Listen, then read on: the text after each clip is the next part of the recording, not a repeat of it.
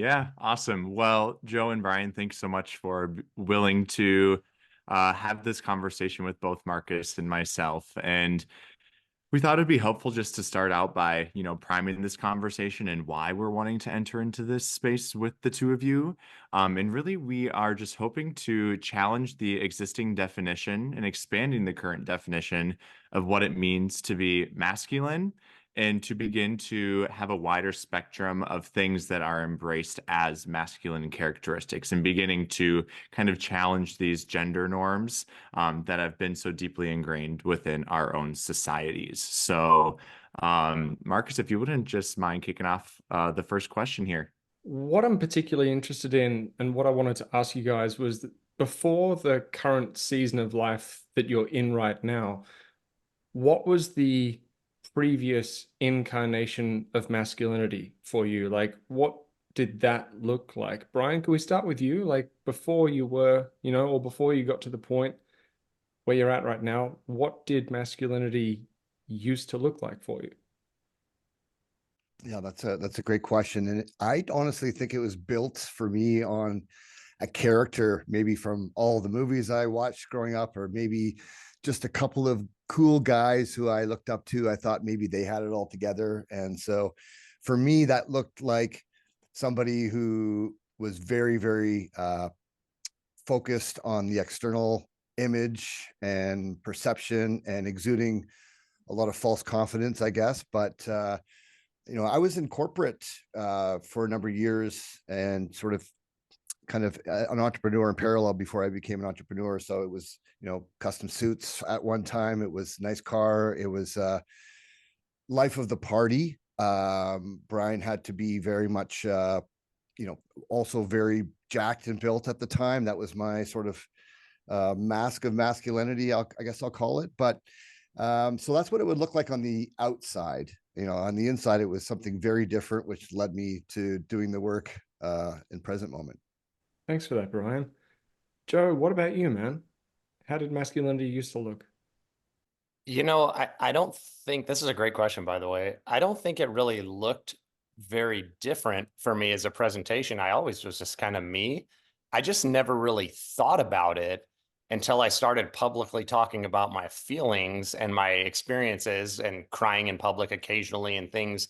And all of a sudden it was polarizing. And it was like half of the people I encountered were like, we need more men doing this. And then the other half were like, you pussy. And I was like, whoa, I'm just, what? I never, this, and now I'm really cognizant of it. And I can answer what I think healthy masculinity looks like in different examples. I'm super into this topic, but I had never really thought about it before my kind of trauma and my public speaking and stuff started over the last few years. Amazing. Thanks, Joe. What about you, Eric? Yeah, this is also a great question, and it's something that I haven't spent a whole lot of time thinking of, but now that it's, prompted to me. But, I think I've been challenging like the gender norms of what it means to be male. I feel like my entire life as, being someone who used to teach middle school choir, right? Like, so for example, to be a male and to be a teacher, right? Like being a teacher is typically considered to be a female-oriented field.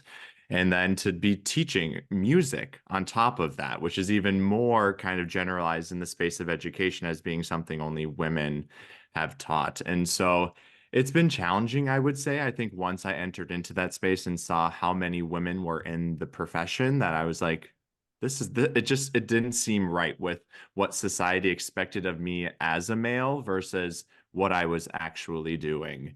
And so I think for me, it's been this balancing act, I think, of really leaning into, who I am as a person and really being okay with kind of pushing a lot of these expectations and norms that I feel like have been placed upon me as being a male in society today. Thanks, Eric. These are really What about thought. you? Well, yeah, these are really thought-provoking. I've been reflecting kind of as you guys were talking, and for me, it definitely always came down to where my personal value came from.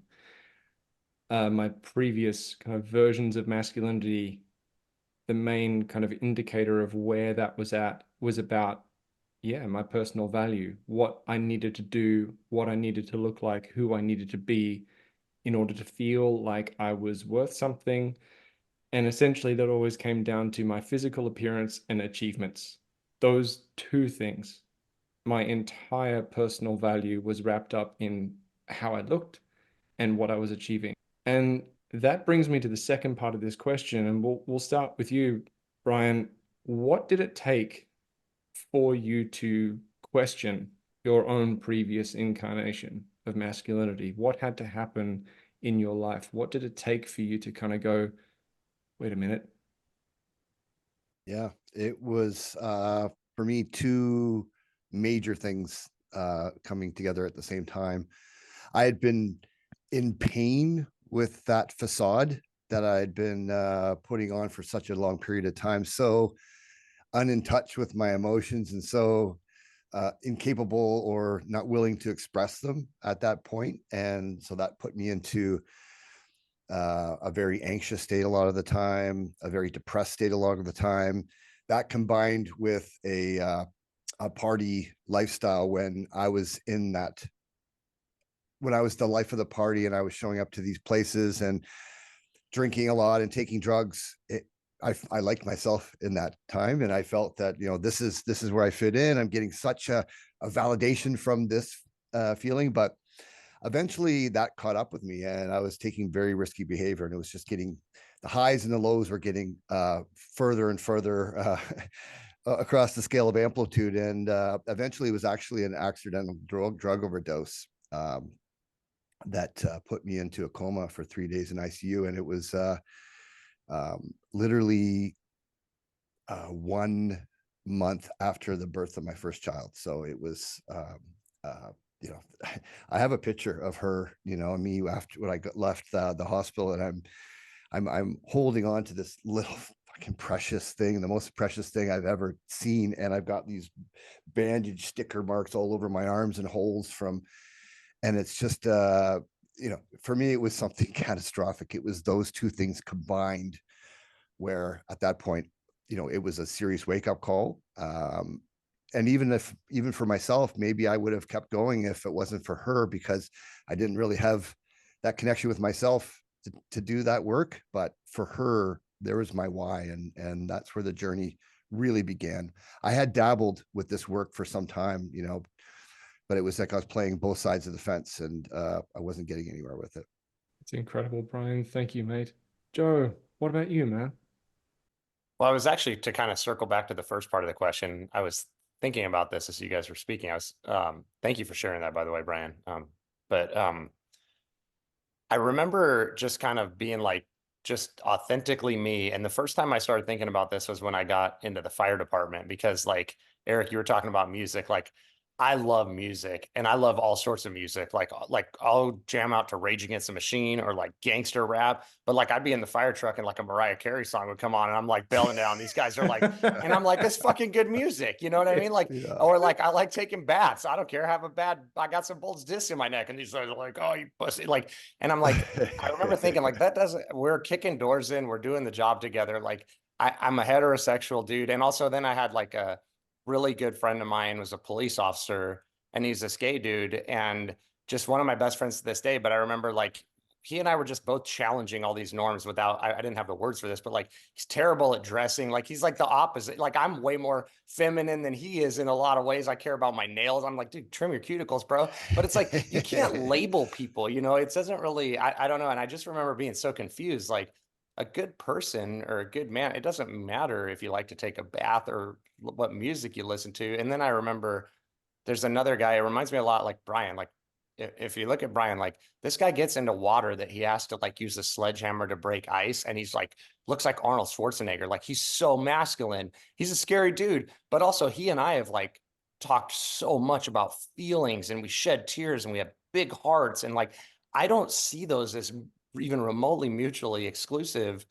Quite the opposite. Another friend of mine on a fire department, I think it's cultural. He's Latino, and he's like, he's terrifying. He's like Brian. I mean, he's huge, and he's a kickboxer, and he's like the toughest human being on planet Earth. I call him the Terminator, but he's like romantic. Like it's part of his culture. You know what I mean? He'll cry and he'll talk about his kids, and they dance, and it's like, I remember thinking like, you think he's less of a man? Are you crazy? This guy's more man. You know, what are you guys talking about? I remember being kind of confused by it because I'm just going to do me and do what I enjoy and to each their own. And so I don't really even know if that answered your question, but that's kind of the progression of me thinking about this. And I think obviously it's more broadly talked about now, and I'm on social media, so I have a deeper understanding of myself and masculinity and energy and labels and all this stuff. But I remember just for a long time being confused, like it's a lot of insecurity being projected. Like it doesn't make you more or less of a man depending on whether you want to be a teacher or whether you like certain music or whatever. That's insane to me. But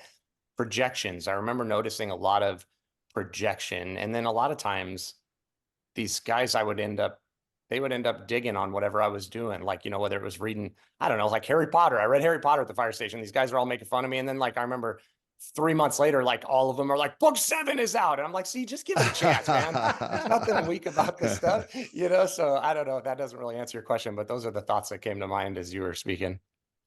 It sounds like there was really no like key point that made you kind of aware of this stuff. It just sounds like that it's always been something that you've just noticed. I think once I got into a very hyper masculine field is when I started noticing that I'm a little bit different, but then I'm not that different. Maybe these guys weren't that open to these ideas. And then same thing with the progression of starting to talk about mental health and feelings and crying. That's when I really started noticing it on Instagram. It's like, I was telling Brian about this the other day. If I get a post that goes viral, it's like 50% of the world people saying we need this and 50% of the world being like, you fucking pussy. And I'm like, oh my gosh, this is so polarizing. Wow. I'm noticing some things coming up for me as we're having this conversation. And, you know, I identify as gay. And I think, you know, one of the most common misconceptions when we enter into the space of talking about sexuality is really, you know, putting a label to gay men as being more feminine, quote unquote. And, you know, that is a very poor stereotype of a lot of gay men. And I'm noticing some tendencies I've had in the past to try and suppress who I naturally am, which, yes, I feel like I do have feminine characteristics that I own and embrace, but I almost feel as if being in this space with other heterosexual men, there's this need to present myself as more masculine or more heterosexual. And so it's always such an interesting dynamic that I find myself in when I enter into these spaces. But what I need to remind myself is that we all share a common thread of really caring about having these conversations with one another, and that at the core and at the root, we are all human beings. And so I just wanted to name that as we're engaging in this conversation as well, that it's a very interesting dynamic for me to find myself in, as being a gay man and talking about masculinity and challenging what it means to be masculine as a gay man. And so I view myself as more masculine than feminine. But I feel like talking about this term with regards to sexuality is similar yet different when we enter into this space. Eric, I want to give a little context to what I was saying too. I hope it didn't feel like I was doing that. This is like my friend and I were joking, and like because we're such good friends and he's a cop, I'm a fireman. We have these gallows humor, and we were just like, this is so crazy that I'm the one listening to Mariah Carey and taking bubble baths, and you're not. But like, I don't view. I think what you're saying, I line up with 100%. So I hope to just to give a little context that I wasn't like trying to box anybody into anything. Quite the opposite. No, not at all. I think Okay. I just wanted to voice that like this is a common thing for me, I think, when I enter into the space with other you know, heterosexual men. And, you know, I really respect each and every one of you. And I think sometimes I view myself as less than, almost when I am in a space with other heterosexual men. So I don't know. It's a very interesting dynamic that I always find myself navigating. So I just wanted to name that. So thanks for letting me share. I Thank you for really, sharing that. really appreciate you Cool. sharing that, Yeah. man. I'm really curious as to when did you maybe notice that you were shifting based on who you were hanging out with? Yeah, absolutely. And it's amazing that you bring that up because the dots just immediately connected for myself and it makes sense. I think, you know, I didn't come out until I was 27, so not even 4 years ago. And you know, all throughout my adolescent years, so middle school all the way up through high school and into college, I had the label of being gay without even being out. Like that was just chosen for me. And so I tried to change everything about myself to present as more masculine to try and eliminate this label of me being gay. And so I think for me, I don't know if I have a healthy relationship with masculinity, as it feels like it's kind of forced, but the more I've kind of leaned into who I am and I'm finding my voice and who I am in this world and how I operate, I've learned that masculinity looks differently for every person, and that my version of masculinity is enough, and it doesn't need to necessarily fit other people's perceptions of what it means to be masculine. Thank you, Eric. Yeah, you don't need to fit into anybody's thing. I think it's really just more about being authentically you and living your principles and your values. And there's nothing inherently wrong with being super masculine, super feminine, or anywhere in between, regardless of your sexuality. And nobody needs to fit into anybody else's box. I'm kind of burnt out on the whole like talking about masculinity in general. I'm way more into like love and emotional regulation and principles and values and authenticity. Let's just talk about that and have this broad acceptance as long as nobody's harming anybody. Like you do you. And like, you know what I mean? I really, I wish we weren't trying to like confine everybody to these boxes. I don't know if that's out of pocket. That's just kind of my vibe on it. I think that's the direction we all want to go.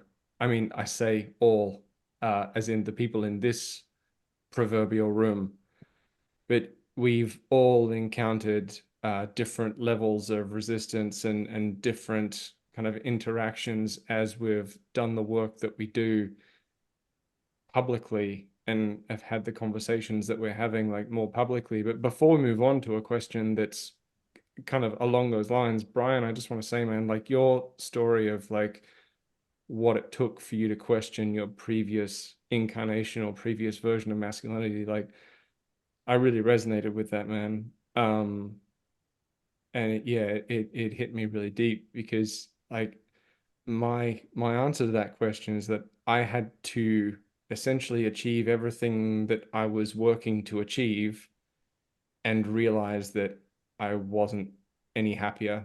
Like I had to actually get there and look around and go, fuck, why am I still so sad, lonely, anxious, all this kind of stuff? And when we talk about substance abuse, like I had issues with that as well as eating disorders and these kind of things. But I literally remember, I won't go into detail about which substances and everything because that's not this conversation, but I used to use in a way that I wasn't 100% sure that I'd wake up if I went to sleep.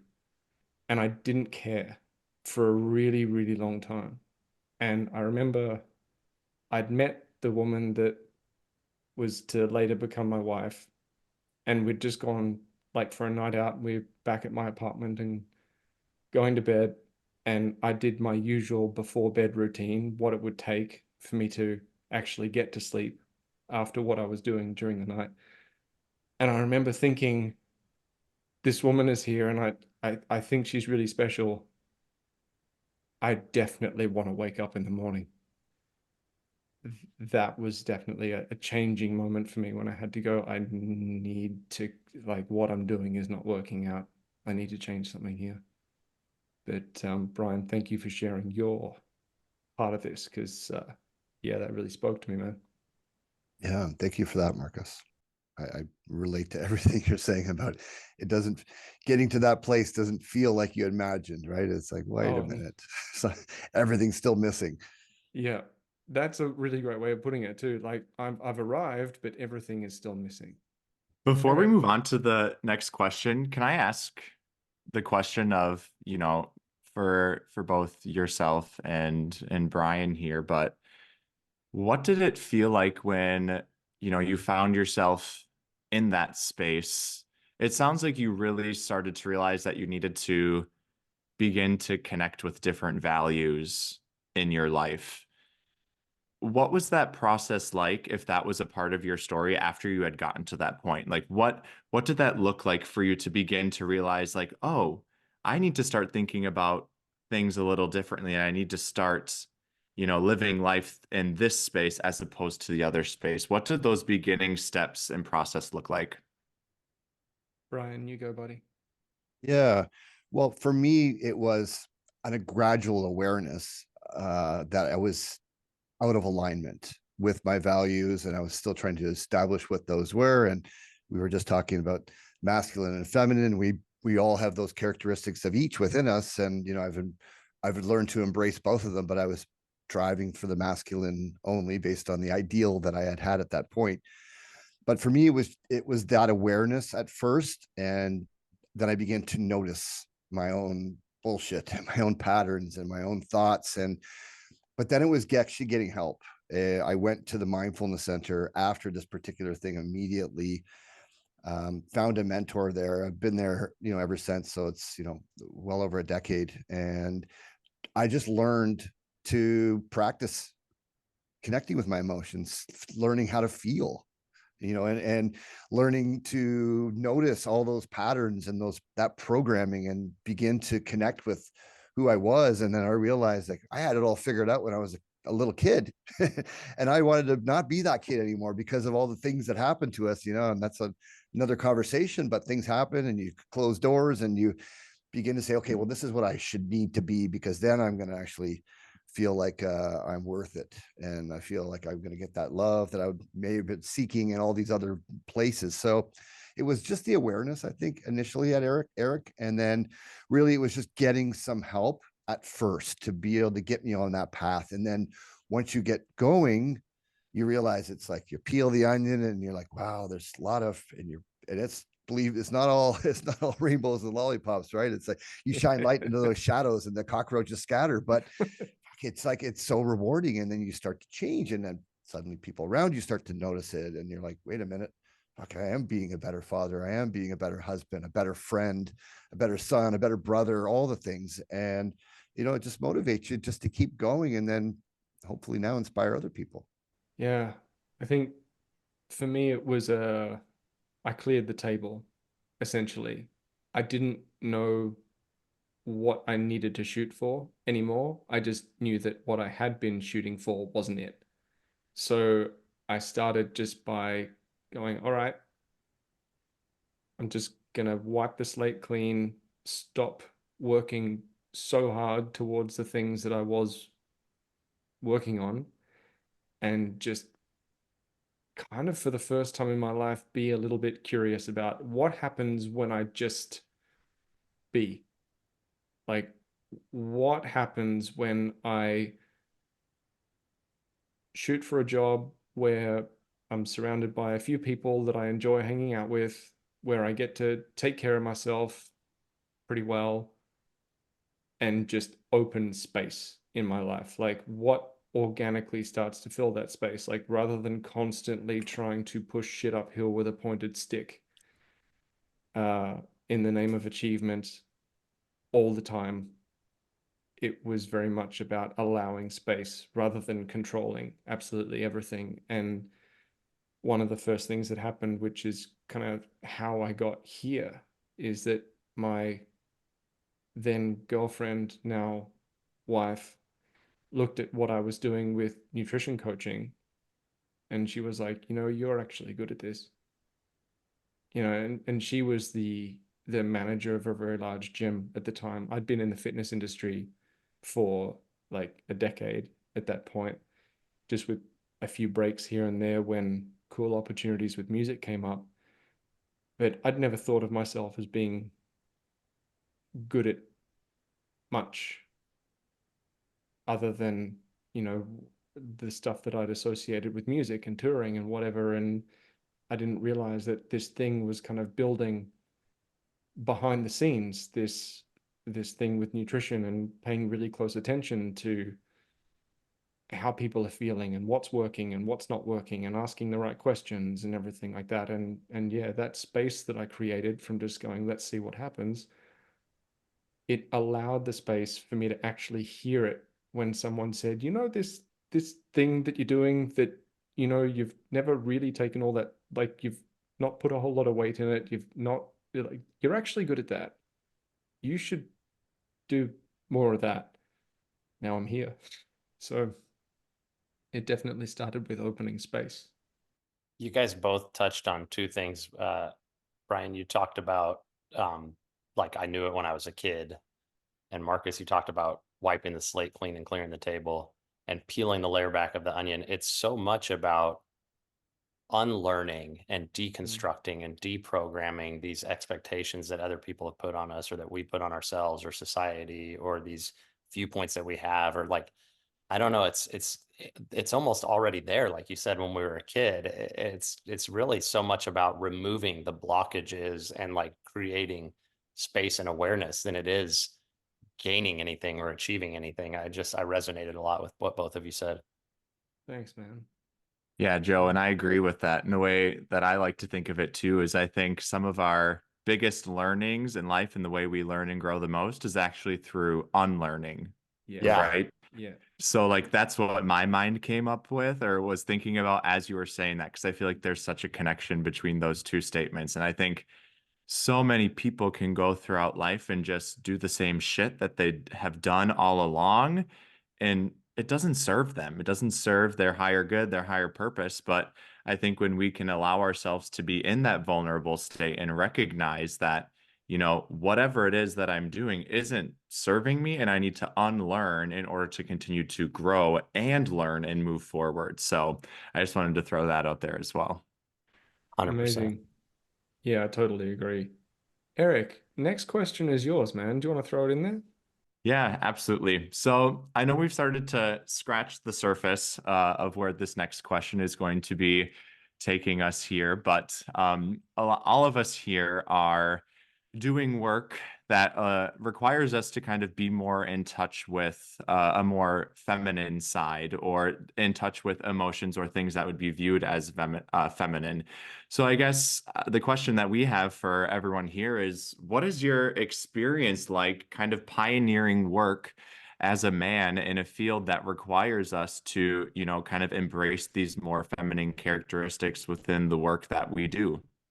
Joe, do you want to start this one off, man? Sure.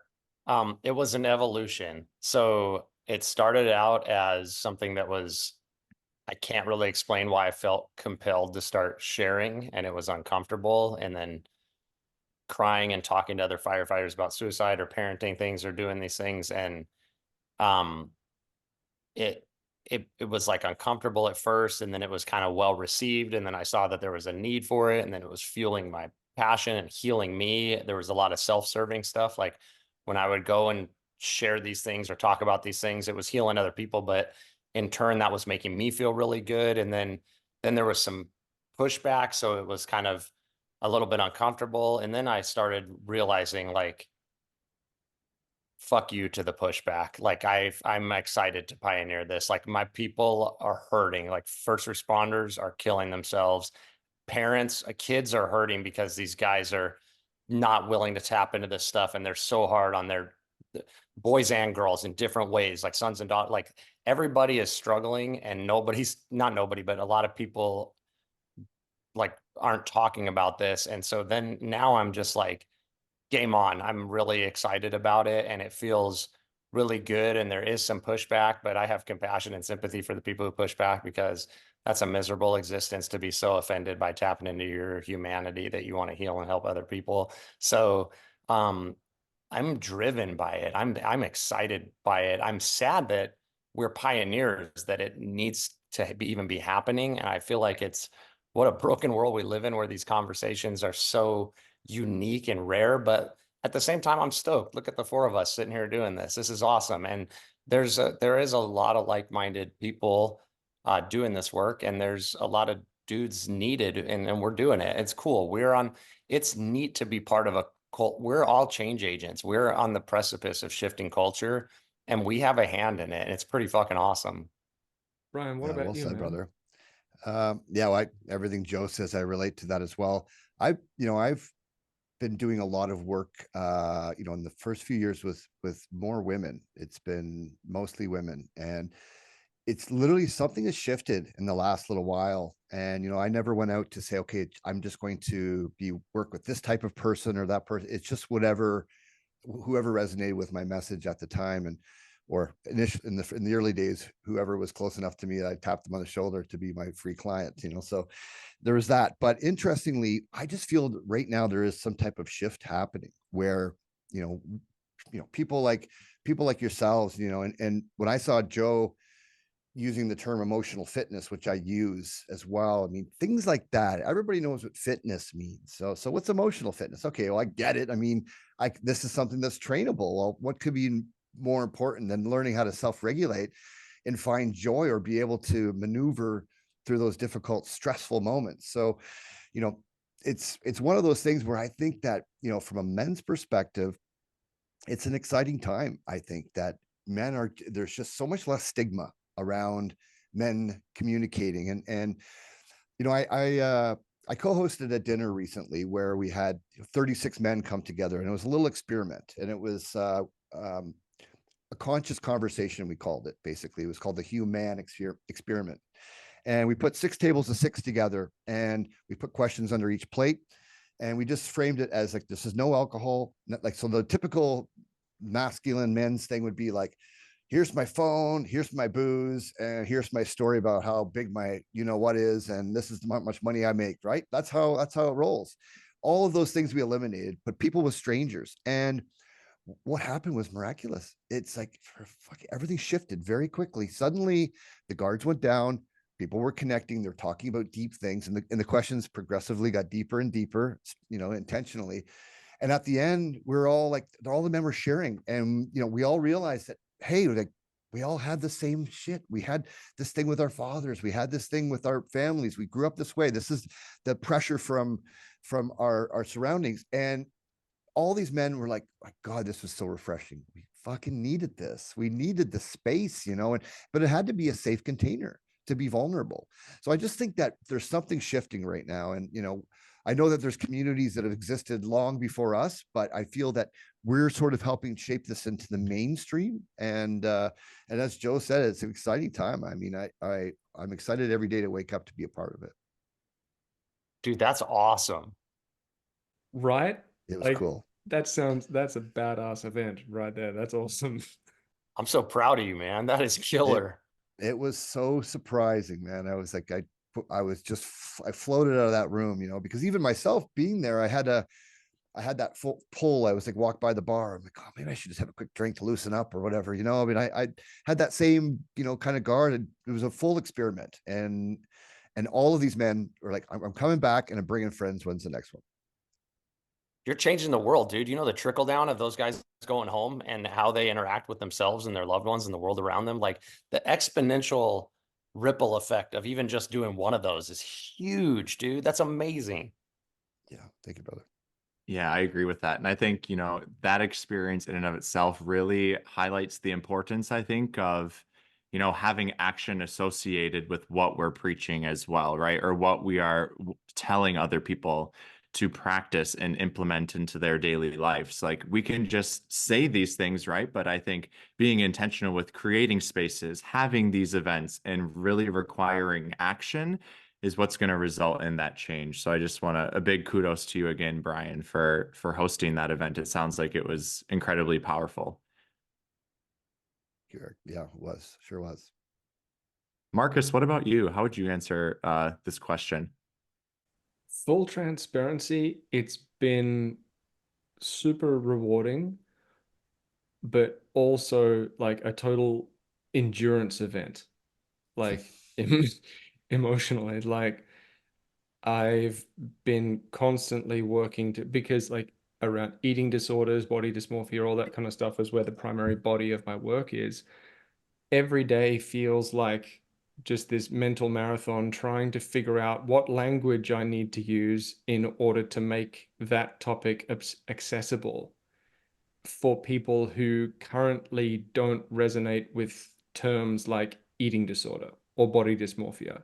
Like, I know the numbers based on current research in terms of statistics with how many people are struggling with eating disorders and how many of those people are male. but I know that that number represents only like a fraction of the number of guys out there that are really struggling, because this data, this research, it relies on people self-reporting, and there are so many guys out there struggling who they don't they would never say, oh yeah, this is an eating disorder that I'm struggling with, or to even recognize the signs. And a it's not a question of ignorance, it's a question of conditioning, and what we've been told that we struggle with and what we don't struggle with, and what it's okay to say that we struggle with versus what it's not okay to struggle with. And so yeah, it's really rewarding when I get to experience someone's change with them, like opening someone's life up. Like it's a relatively regular occurrence that someone will come to me and talk to me about food and body image and what they're experiencing there, and that I'm the first person that they've spoken to about it in 20, 30 years. But yeah, the flip side of that is like it's hard. It's hard showing up. And Joe, you and I have mentioned this in a previous conversation. Like it's sometimes really hard showing up every day and throwing energy into the void, and just not knowing when something's going to come back. Like those moments where we do make like a really palpable difference, when we get to experience change with someone, when we get to experience something that's really rewarding and really amazing, that's incredible. But that's not every day. And at this stage of my own career, like that's yeah, it at the moment I'm putting a lot of energy out there. Um, and it's rewarding, and I wouldn't change it, and I'm stubborn as fuck, and I like I'm not going anywhere. But it's like, yeah, it's hard, but I'm really grateful for the opportunity to do it for the people who do find benefit in it. Well, and you're doing it for you too. Even if you go several months and you don't get a receptivity, or like we've talked about how it's so nice for one dude to see another dude. And when we say like we both of us have hit each other up and been like, what you're doing is awesome, or I love that post. And we're like, the other one is like, man, I needed to hear that this week. Thank you. Like it helps. But also I think it's super important, like you're empowering yourself and you're healing yourself when you get out there, even if the algorithm bones you on something and nobody gets as Yeah, receptive on it. Like you're giving a voice to a different version of you, and you're saying that, you know what I mean? For me, it's like a lot of it is about, I'm speaking for me as much as for anybody else. And I'm thankful that in turn that helps other people. But like, I wish that like when I was a kid, I was allowed to express myself more, and I don't want my kids to feel suppressed. And so I'm just like, fuck it, I'm going to be me and say what I want. And it resonates and it helps people some weeks, and some weeks it doesn't. And it's a high energy cost and all that stuff. But when I frame it as I'm doing it for me, that then it doesn't really matter whether people like it or not. I don't know if that's helpful or not, or if that, not to push that view on you, but that's been helpful for me. yeah, 100%. That is really helpful. And by all means, I don't want to seem like this long suffering dude just kind of No, creating content, like putting it out there. Like I no, it's want to hard have though. like but it is like it 100%. It is this thing that I do like very much for myself, and I find it rewarding and everything. Um, but I guess in framing that the way I did, I kind of want other people to know as well, like other people who might be on the same path as us, who are trying to do something different, who are trying to make a difference, you know, to that person, like to you, that person who's out there, if you're out there throwing energy into the proverbial void because you believe in something, I see you, and yeah, it's hard, but keep going, you know? Mm. Eric, what about you, man? Yeah, I feel like I really resonated a lot with what you said, Marcus, as well. And I'm also in the space of eating disorder advocacy and body image and working with individuals one-on-one. Um, and I think, Joe, very much so, I resonate with what you said at the beginning as well, with, me doing this work is also healing me at the same time. And I feel like a lot of inspiration for what I produce and share on social media are things that I've honestly learned or reflected on in the last day, week, month, year. So it's my own learning, and you know, I'm all about continuing to learn more and more each day. But most of it is it's me being able to share what I've done in my own healing journey with others, and that is such a beautiful thing, I think, for all of us to be able to do when we go out to share and interact with our audiences. But I think, you know, it is challenging as well with when we enter into the space of eating disorders and body image, because I think, you know, being male and struggling with an eating disorder, like quote unquote, isn't a thing, or struggling with body image isn't a thing. But I think at the root of it, you know, at least for me and my own journey with learning to embrace and honor that part of my story, is realizing that even though I struggled with these things, it doesn't make me any less of a man than anybody else.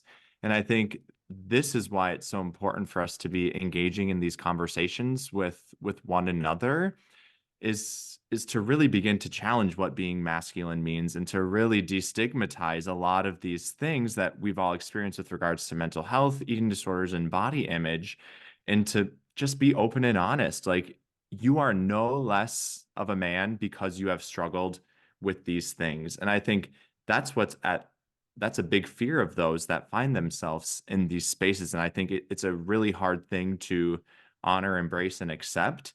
And I think that's why, at least my own thinking, is why it's hard to really build momentum in this space of eating disorders and body image, is that questioning of masculinity, and just that humility that's required, I think, to just embrace the fact that, yes, I'm struggling with this, and yes, it's technically considered something that only females struggle with, but I can also struggle with it. And that doesn't make me any different from anybody else that might be struggling with mental health, with any other thing going on in their life.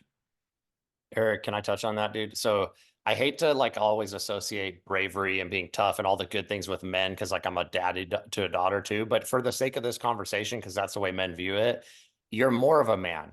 You have awareness, authenticity, vulnerability, you're challenging narratives, all of those things. We all have different struggles, and a lot of dudes struggle with the things you're talking about. So I don't want to say like you're more of a man, because like those attributes are good for all humanity. But for the sake of this conversation, you're more brave and you're more powerful to do all of the things that you're doing. And that's what we need to speak on. Like, you're more of a warrior than these guys who just want to judge or who scoff at that.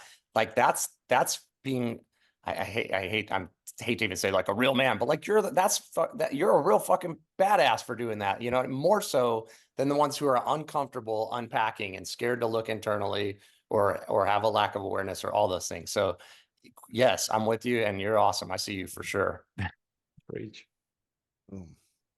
There's something that Eric and I wanted to bring into this conversation about self-image. And that is, how does your self-image fit into your current version of masculinity? Like, for context, you might talk about self-image and previous incarnations of that and what that was like versus what it is now. But self-image is something that's so pivotal, like how we see ourselves, how we value ourselves. But Brian, how has your self-image changed over the years? It's evolved from a physical game to an energy game. I think it's more about how I feel, how I show up in every situation, even where nobody's looking and I'm at my lowest point. How do I show up there? So I think the energy game has been more important. I mean, of course, you know, I care about the basic things. You want to present yourself in a certain way. But that means so much less to me now and then how do I feel from the inside out? And I feel that if you're in a good place with yourself and you have you're in touch with your own emotions, and, you know, maybe you love yourself now and then as well. That's speaking to myself, you know, and it's that comes through, and people don't even really notice that. It's just like, how do you make somebody feel in your presence? You know, you guys all know when you talk to Joe, you know, how do you feel? You feel fucking fantastic. Like, this man True. knows Yeah. how to make people feel good, you know, and it's And I wouldn't even know what shirt he was wearing until I just took a peek right now, which it's a cool shirt too, by the way. But I mean, it's like, so I think it's just like, how do you show up and make people feel? So that's for me. And it starts with myself, and, you know, not to dip too far into the past conversation, but I mean, this is fucking lonely sometimes, you know, doing this work. There's like, you know, I talk about that dinner, there's a high, but there's all kinds of times that I'm sitting here going, I'm really doing the best I could with my time right now.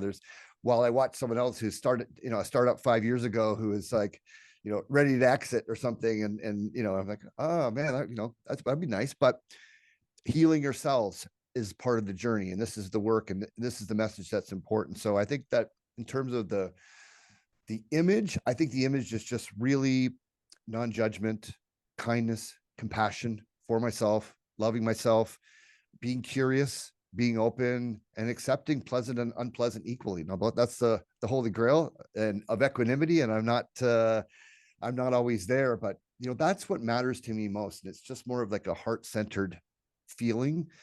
And I think that, you know, people will, if you're looking to present yourself to an audience or a friend or anybody, I think if you're centered in that space, then you're going to be presenting yourself in the best way. So I think that's been my journey, and at least the trajectory that I'm leading into.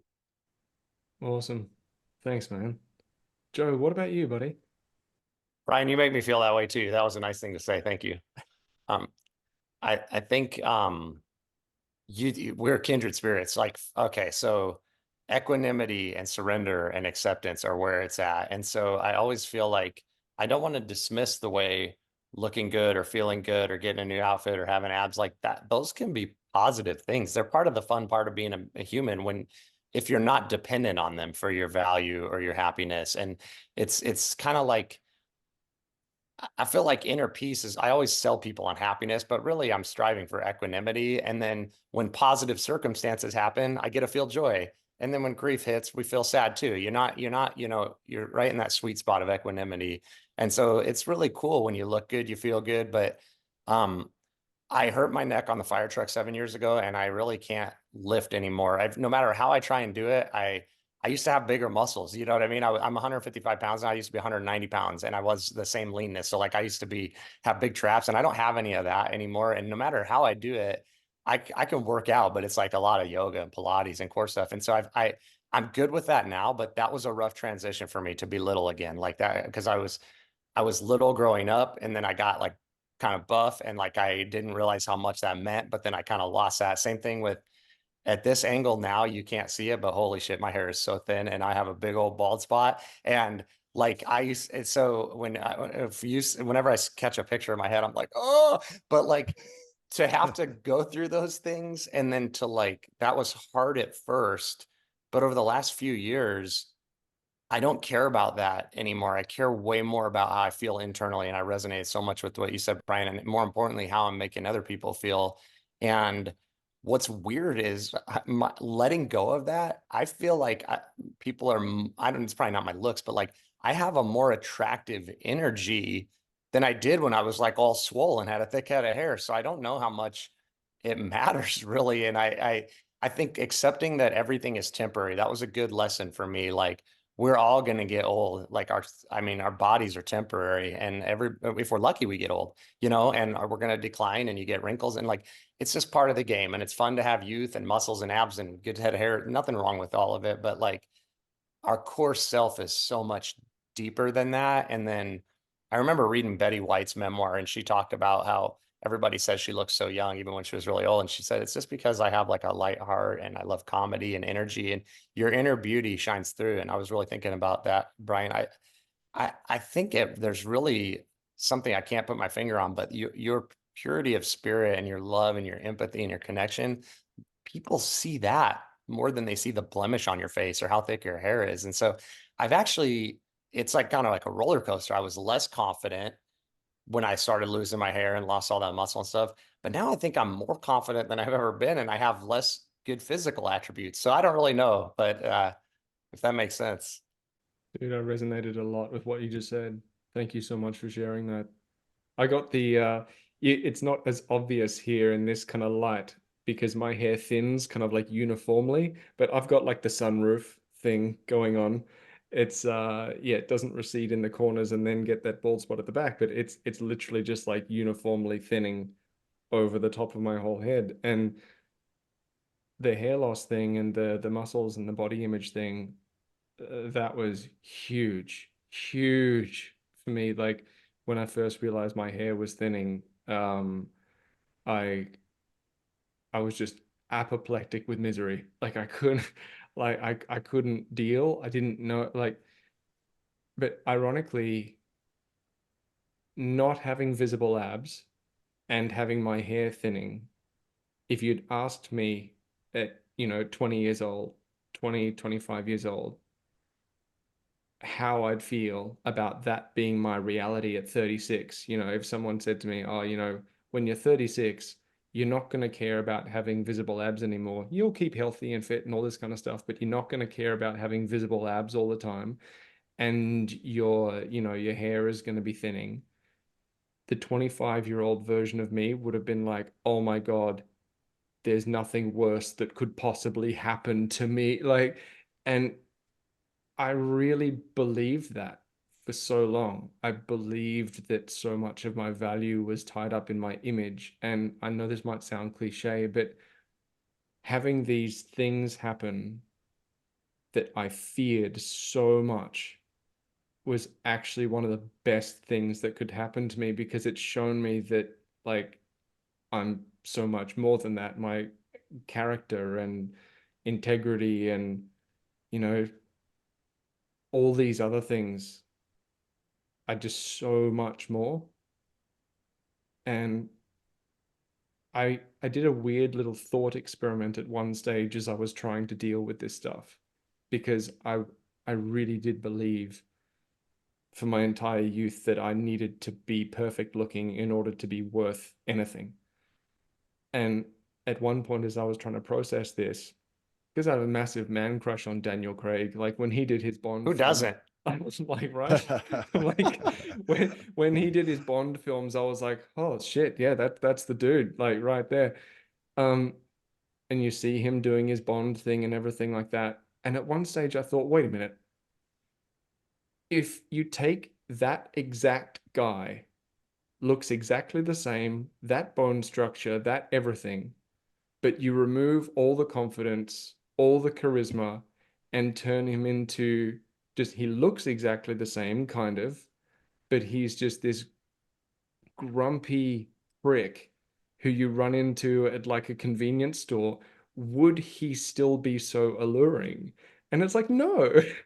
And I kind of realized, like, in a way, I started paying attention to that, like these people that I perceive as being so cool, am I really looking at their bone structure, or is it something else? And although it's not a perfect science, like where my value was at that point, it was still a little bit sideways and I was still finding my way.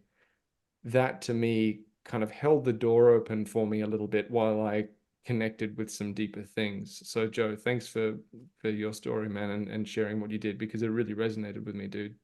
Well, that's what's so important about the work that you two do, because when you lost that, you were liberated from outsourcing your happiness and your validation on things that you can't control to an extent. I mean, you can control your looks to an extent, but sometimes it's not healthy, or you end up having an injury, or you just age out, or your hair or whatever.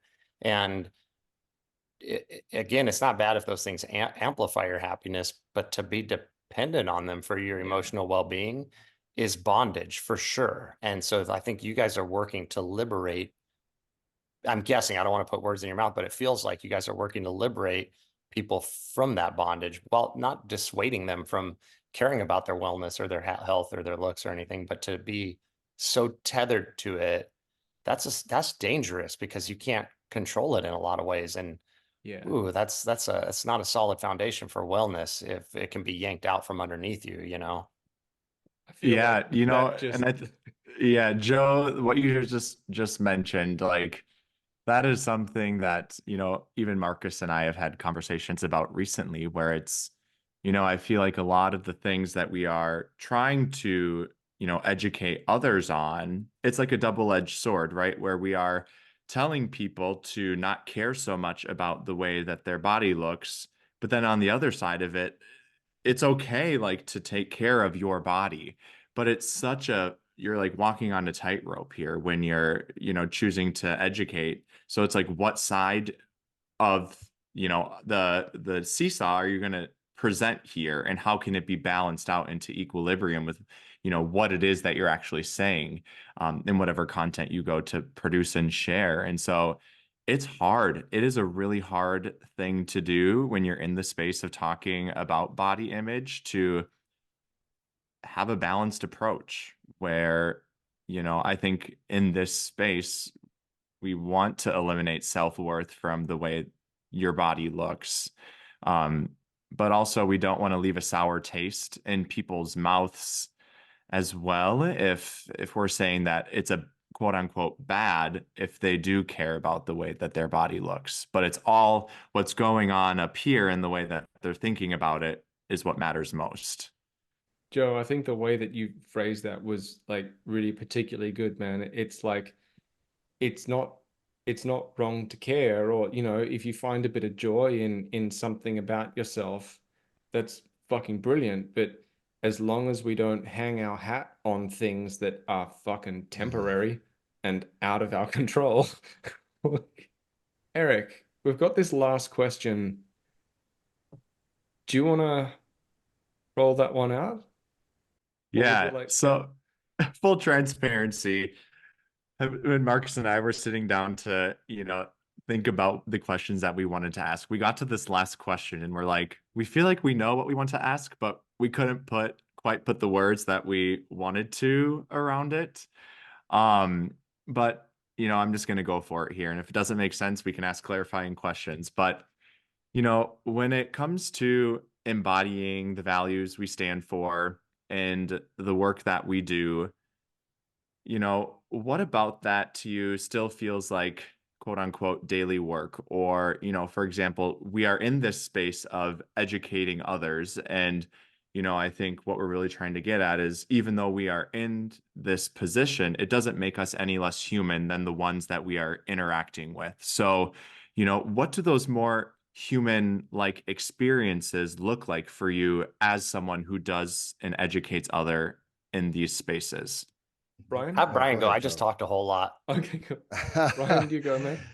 Yeah. Oh, that's a great question. And usually when you ask the question, three things come up, and I'll just pick one and go with it. But nothing really came up for me until, I sat with it for a moment. But I just really feel that, we all have moments of self-doubt. And I really think that, again, this path of being of service to others and helping others is not necessarily the path of least resistance. And so I just think that, in terms of the resistance I feel, it's myself growing. I think it's for the most part, because as we've kind of all alluded to here, beyond the superficial of, exactly how we look. And I'm, just in the last conversation, I mean, I'm at a stage of my life where I'm, shifting more towards longevity versus vanity. And so taking care of the body temple, sleep, diet, exercise, those things have to be dialed in. Absolutely. You're not going to show up your best unless you have that foundation of physical and mental health, which is those things. So let's assume those things are all in place. I just think there's just, the unknown still. I mean, pioneers, I don't know if that's exactly what I would call myself, but I feel that I am on a path they're not really following any kind of trail right now per se. I mean, I'm inspired by all of you and others. So it's really, I think, and I heard this come up as well from Eric and Marcus, just along the path where sometimes it feels a little lonely and it feels you're like, well, man, you're questioning it. I think it's such a beautiful thing to be able to go deep within yourself in those moments and just really look and listen. And, Marcus, you talked about listening being a big part of the space you create for yourself to create those transitions. I keep hearing the concept of power versus force coming up. So not forcing and just trusting, just staying on this path, doing all the things I could possibly do, and really staying in action, I think for me is important.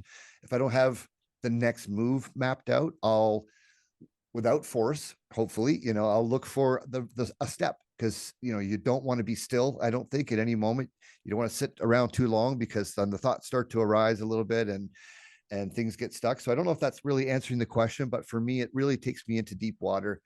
I have all the tools and all the things that I do myself every single day, with my journaling, with my meditation practices, with my breath work, with time in silence, and of course, taking care of sleep, diet, and exercise, and all the things as well.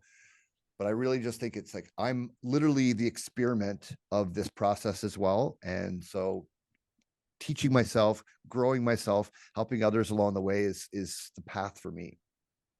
Everything that you mentioned, I think the way that you phrase that, if I'm understanding correctly, you're talking about applying all the things that you're teaching to yourself first. And sometimes, like, that's not without challenge, right?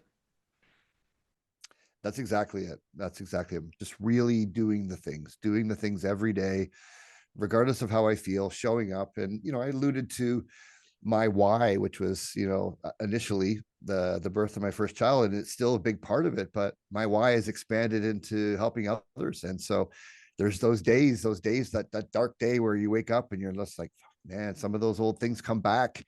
And it's those days that the work is so much more important. And you all know what it feels like when you might not be feeling that great yourself, but you really step up, push some love into someone else. Just that feeling of giving just lifts you up by default. So it's just putting in the reps every single day, just like any kind of training. Eric, what about you, man? What do you feel is like Great. your Yeah, daily work? what people connect to most, at least from what I've learned, is when we share our own human experience with them and we don't act like we have all of our shit together, right? Like it's the messy moments that when we choose to be vulnerable and share those with other people, they're like, yes, this person is a human. They get it. This person is a safe space. And so I think for me, what I've been learning, is I've been in recovery for about 4.5 years now from my eating disorder. But there are still moments where, I might acknowledge that I might have some limiting thoughts about a particular food or meal, or I'm getting triggered around a particular food for what would seem to be no reason. But I think honoring and accepting that I can still struggle and move through these moments is really a beautiful space to be in.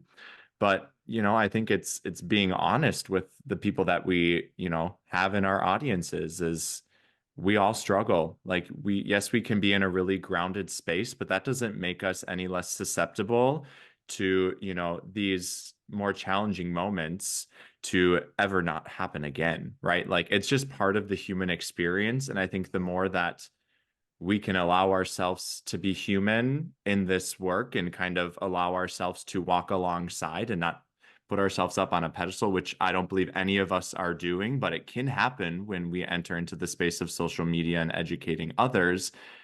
That's when we really build that safe, loving community for others. So I think for me, it's honoring the mess that can still show up in my daily life when it comes to food and body image, and being vocal about it, right? Because once again, that's my own healing that I'm able to share with others. Thanks, man. Joe, what about you?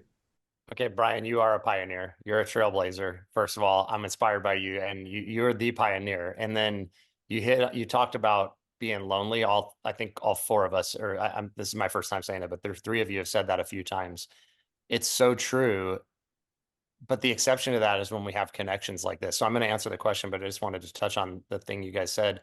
The first time I ever felt so connected was when we had our podcast interview, Brian. I was like, it was like a spiritual experience, dude. Like that was wild connection. And then the second time was Marcus when we had our interview, and now chalk this one up to a third time. So I think it is important as people in this space to acknowledge we're doing different stuff and we're all probably geared very differently, and not everybody wants to pour their heart out and do all, but like, so it gets very lonely until you connect with other people like this and open up and share and find these like-minded people. And there's such beauty in that type of like, damn, I might be a fish out of water on the day to day, but like we're all swimming together, or we're all out of the water right now together. And so, but to answer your question too, Eric, I resonate with everything that you just said. And it is like it's a tightrope to walk, to share the progress that you've made and the power that it's had in your life and the healing to inspire others and show them that it's possible, but then to also be non-judgmental and totally acknowledge your humanness. And it's like,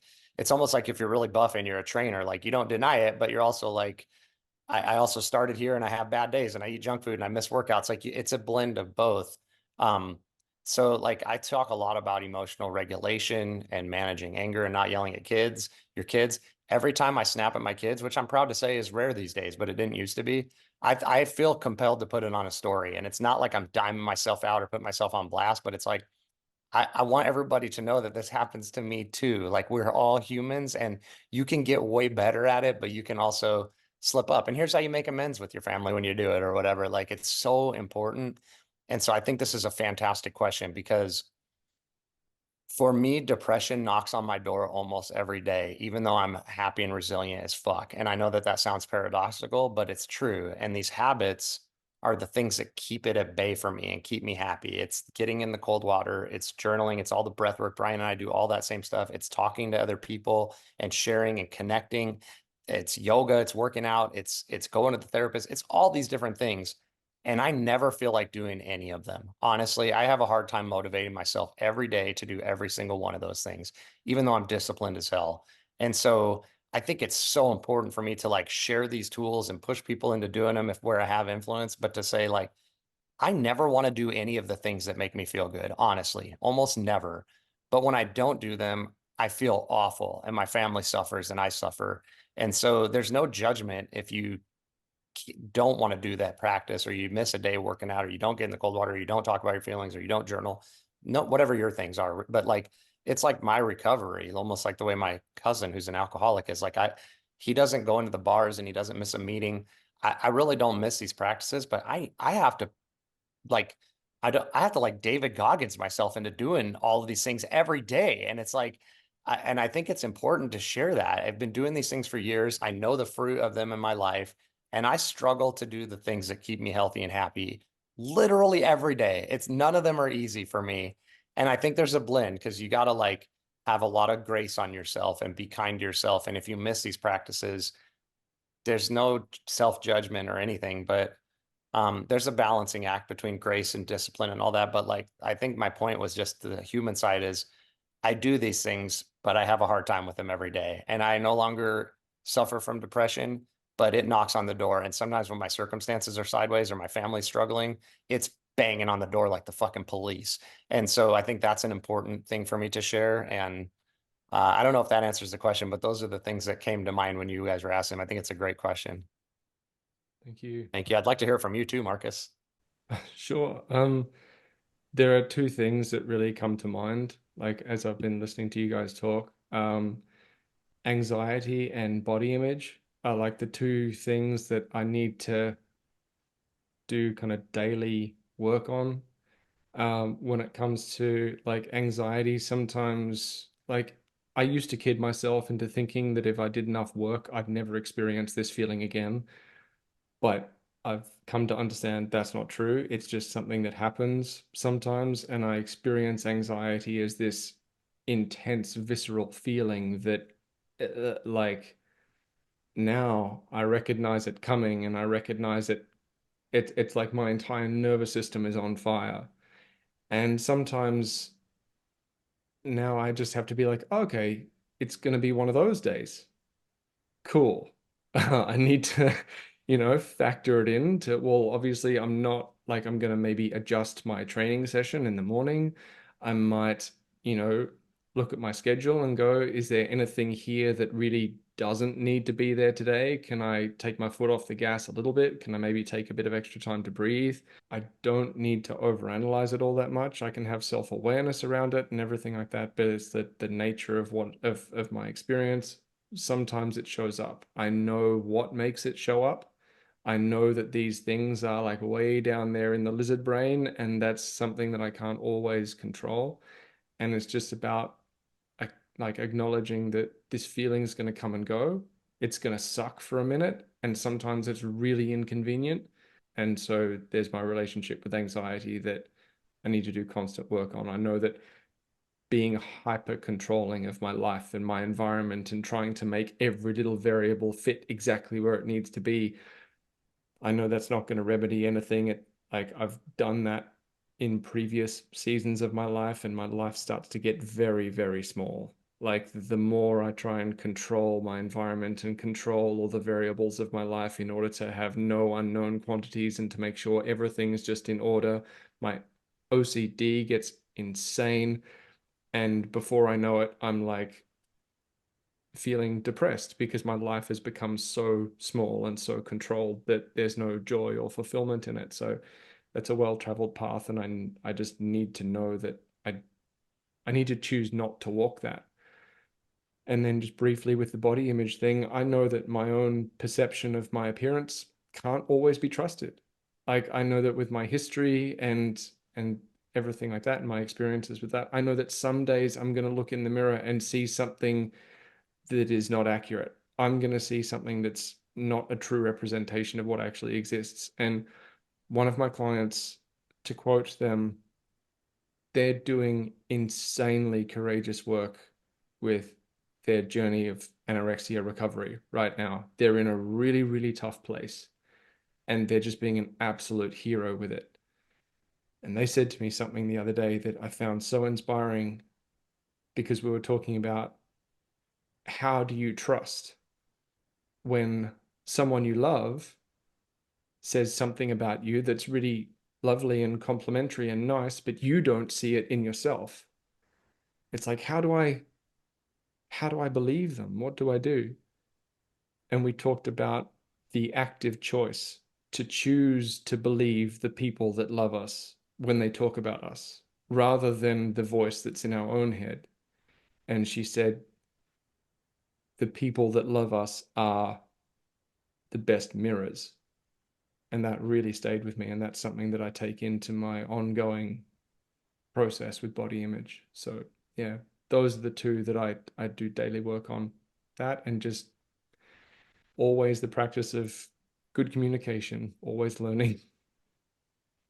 Yeah, thanks for sharing that, Marcus. And I think, after hearing the three of you share, I think what is a common thread, or what is so integral, I think, in the daily work that we do with ourselves, is this strengthened sense of awareness, right? And this inner knowing, right? And really leaning into that space more and more and trusting. And this skill is not easy to, get into your own body and into your mind. It's a practice. It is a daily practice, right? There are these days where we're going to want to resist, but when we can truly just allow ourselves to flow and be in that state of just trusting and being in the present moment, like those are the most powerful moments. And I think it's in those spaces where we can really trust that inner knowing and this strengthened sense of awareness to help ourselves navigate these daily challenges in a new way, and in a way that our former selves would not have navigated. So I just wanted to highlight that I heard that in the three of your responses to that question. Gentlemen, it's been an absolute pleasure. Thank you so much for joining us today.